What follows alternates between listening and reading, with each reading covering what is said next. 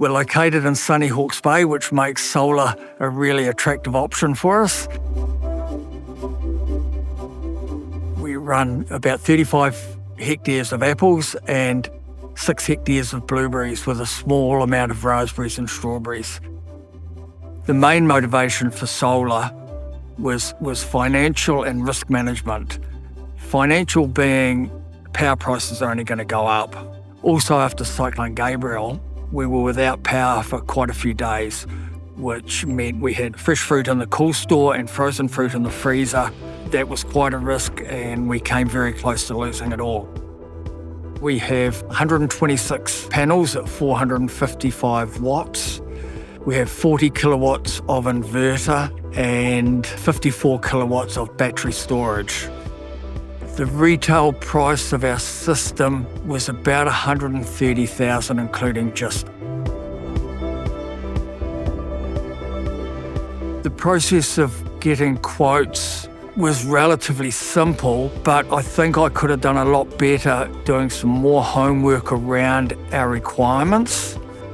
The system will recharge the battery on a reasonable day by lunchtime. The batteries run flat late evening, so maybe the batteries are a little bit smaller than ideal. We are only 3 weeks off the shortest day, so this is about as bad as it's going to get.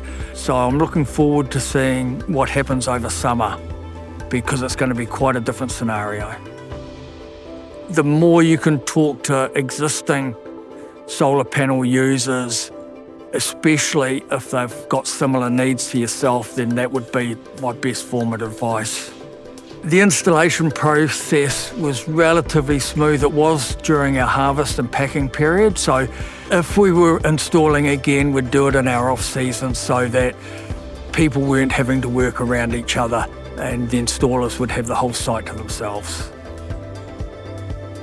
Sean from Eco-Efficient did pretty much everything, thankfully, because it's a very complicated process dealing between the power company and the lines company and installing a new meter, which is a different entity again.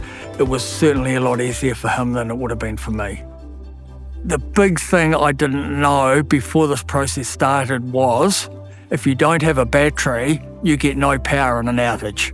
So would I install solar now without a battery? No, I wouldn't, because it doesn't mitigate any risk in an outage.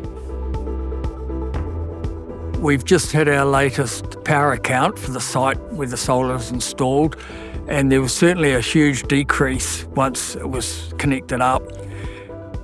Payback time's looking at somewhere between 5 and 7 years, which sounds pretty good to me. Until we've done a summer, it's all a real guesstimate, but at the moment it's looking really positive. I'm very happy with it. The system we have at the moment is enough to mitigate most risks from a power failure. We'll be able to get by. So give it 12 months and we can look at the numbers and make some decisions whether we add to the system or leave it as it is for the time being. I certainly don't regret installing solar with the information I have so far, and everything's looking really positive. So I would highly recommend it for everyone to investigate their own usage and see if it's going to work for them, because it's working for us.